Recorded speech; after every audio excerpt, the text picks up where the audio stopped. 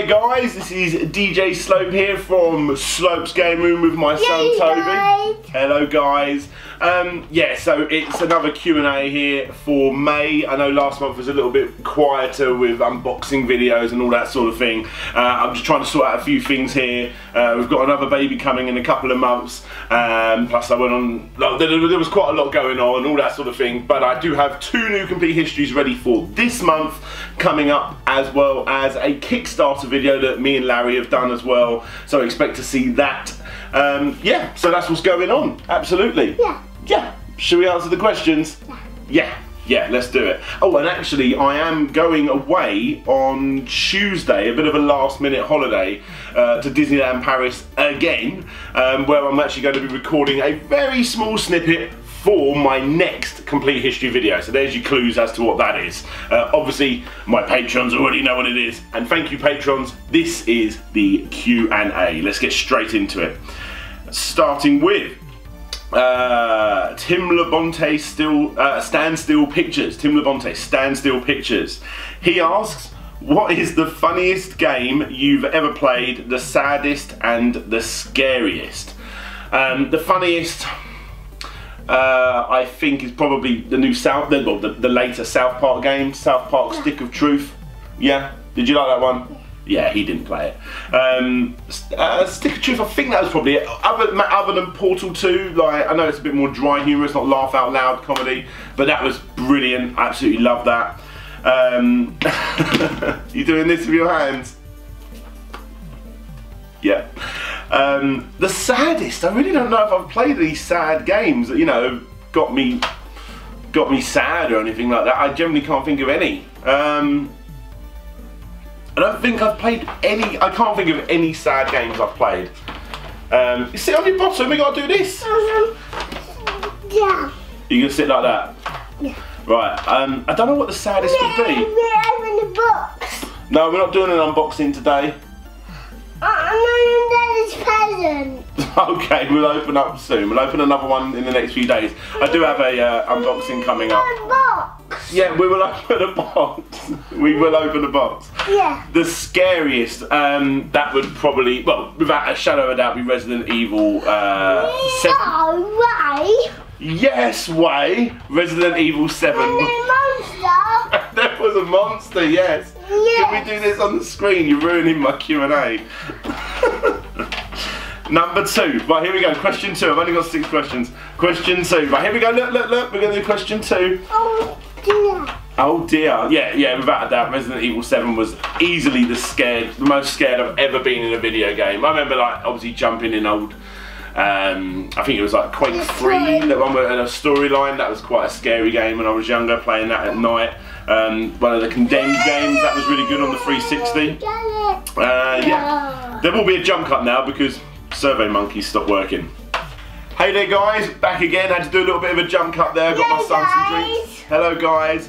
This one is question number 2 from Ian, and he asks, do you rather the simple character select of the retro games, or the fully customizable intricate design of character weapons, etc. in modern games?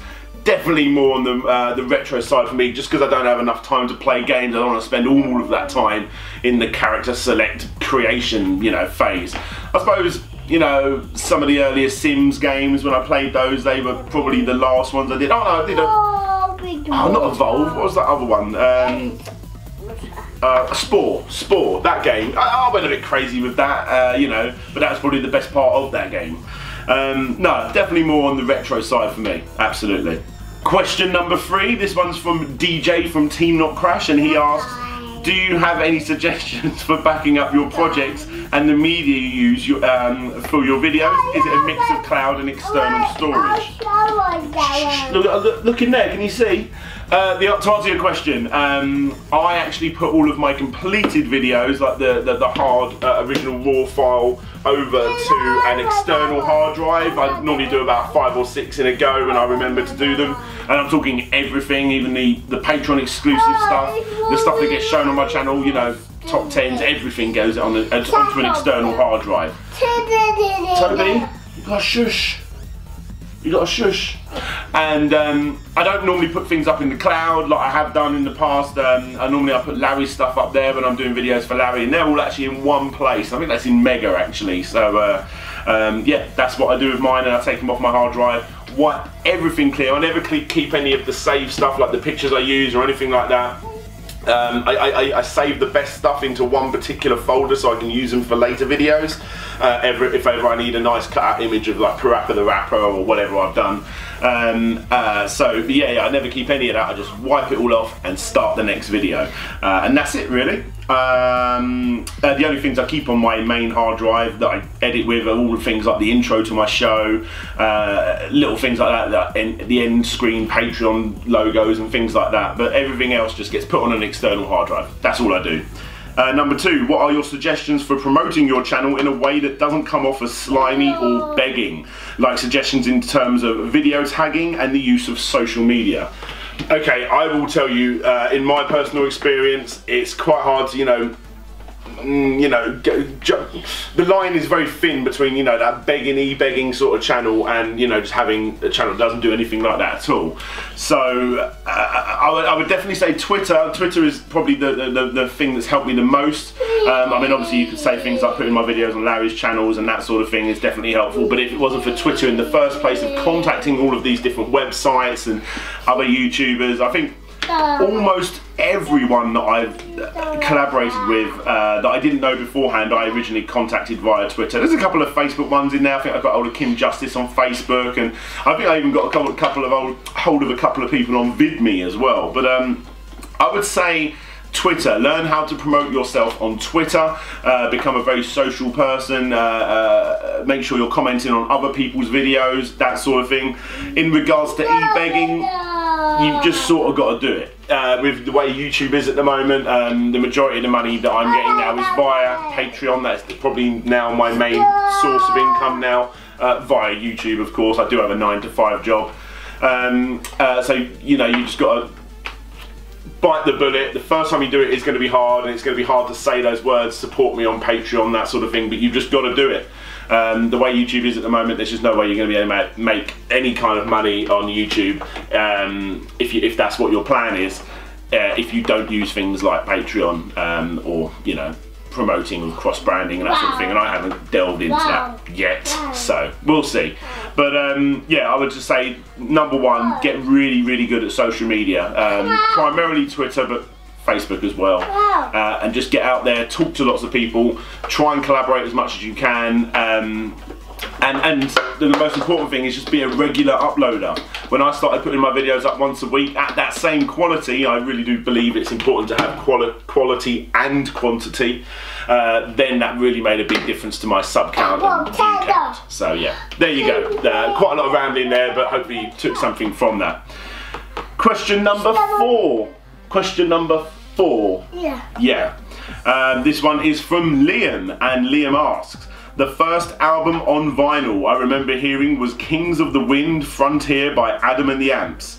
Do you remember yours? I had a little Tapeman, Discman, Walkman, sorry. I had a Walkman, and it was Walt Disney Goofy styled, and the first tape I had was 2 Unlimited's No Limit.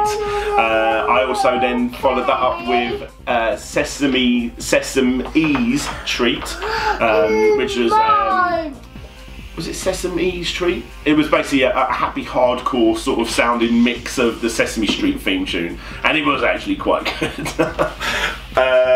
What else did I get after that? I was into a little bit of. I didn't really touch rock too much when I was younger, which is crazy considering I'm DJing Download Festival next week.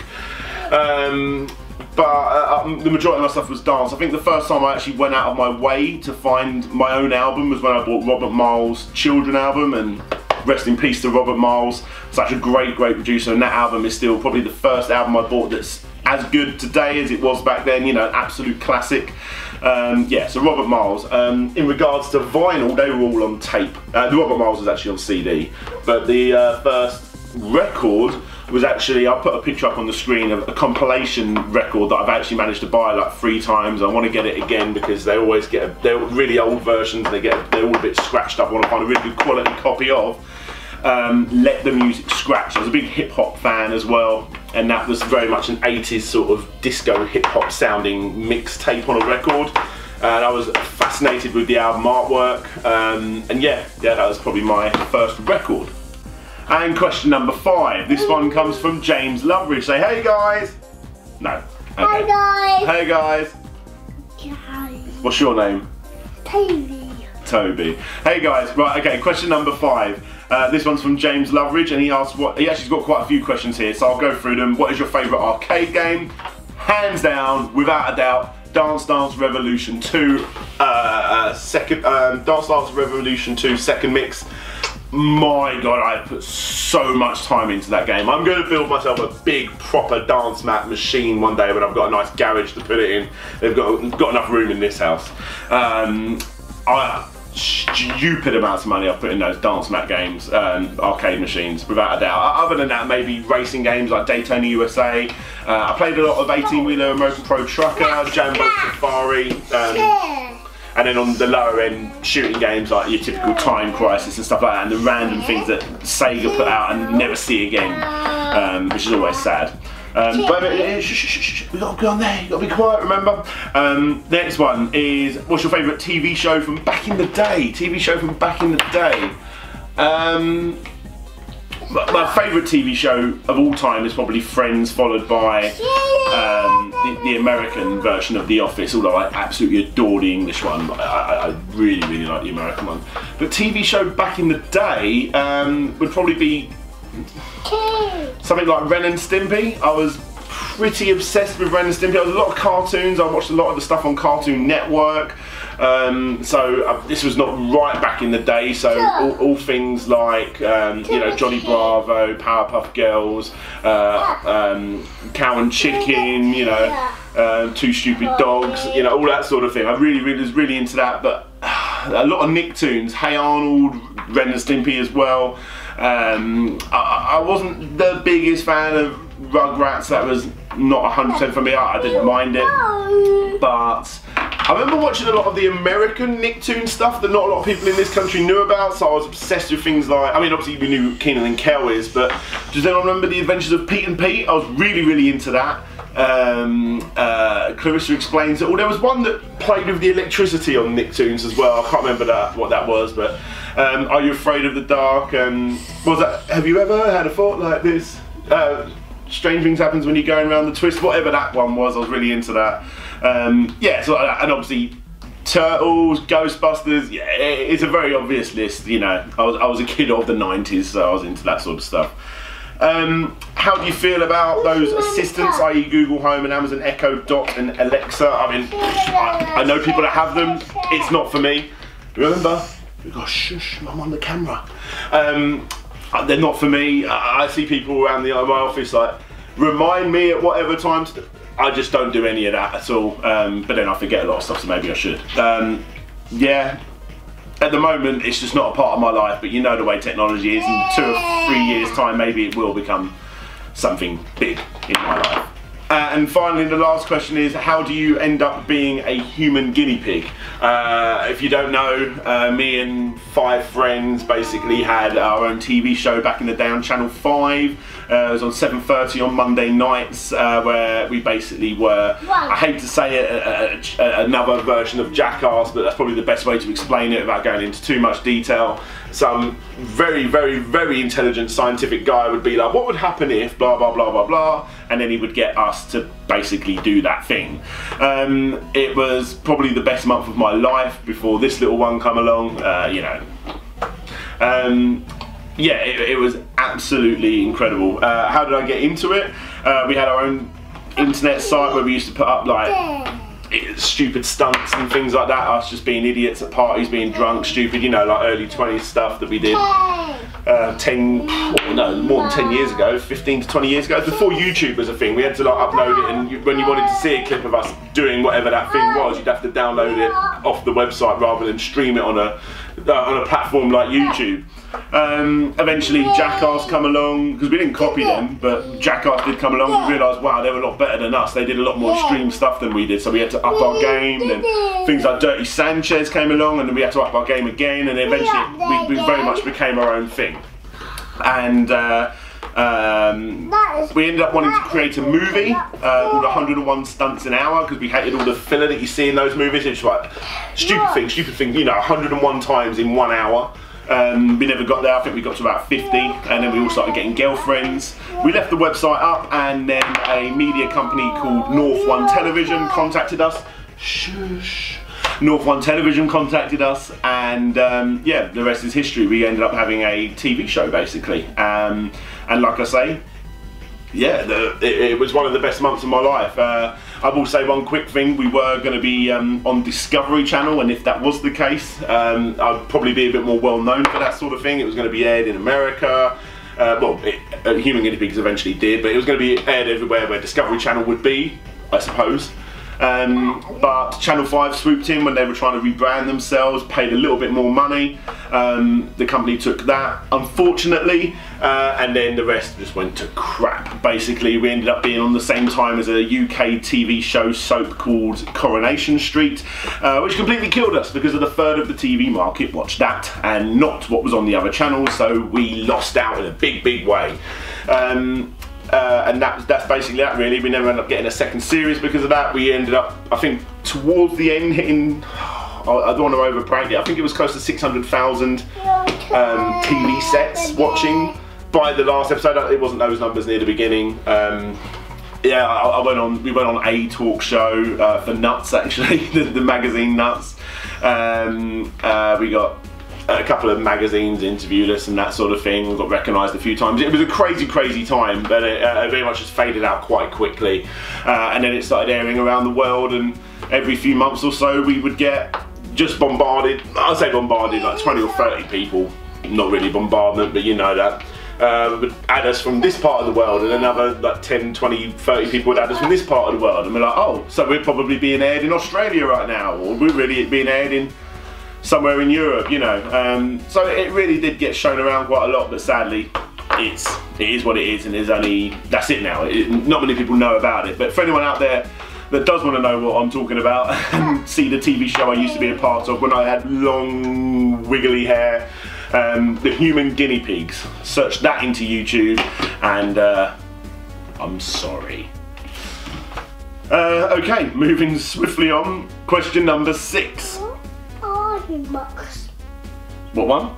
I mean bucks. We got the last question now. So question number 6, and he asks. Oh, this is Tiago Piera. Yeah, he told me to say his name like this. Tiago Piera dos Santos Silva from Porto, Portugal, and he asks, do you ever play a game of Sega Shining series, Shining Force, Shining Arc? It's going to be a quick one. No. I actually had them, well, one of them at least. I think it was on the Mega CD before I sold the majority of my collection. These sort of games just don't really interest me, sadly. It was more just a habit for having its sake, you know, because I was building up a bit of a Mega CD collection. Yeah. There wasn't really, I'm just really not that bothered about those sort of games. So I haven't played it. I'm really sorry. I'm trying to elaborate on the answer, but just no, I have never ever even loaded them up at all. I'm sorry. Maybe I should. Tell me down in the comments below if I really should play those games. And that's it. It was a bit of a shorter month on the questions, although I've elaborated quite some time on the answers, basically because I forgot to put up the questions earlier on and didn't give you guys, my patrons, enough time to fill them in. But I'm going to do it straight away for the next month. Like I say, I have some brilliant videos coming up, a couple of complete histories that sort of coincide with one another. One of them is to do with my trip to Disneyland in 3 days' time. Yes. Yes, oh, that's going to be good. Yes. Another Kickstarter video, we're bringing that back, something that me and Larry have been working on for a little while. Yeah, they're the 3 big videos coming up for this month. So yeah, I just want to thank you all so much, not my patrons, but everyone watching this. If you do want to consider supporting my Patreon, get random exclusive videos and, you know, ask questions for my Q&A, the links will be down below. And yes, just thank you all so much for supporting the show. It's been absolutely incredible. I've just hit 38,000 subscribers, so thank you. Right, Toby, we've got to say goodbye to everyone now. Bye. Bye. Thank you very much, guys. I'll see you all later. Bye bye.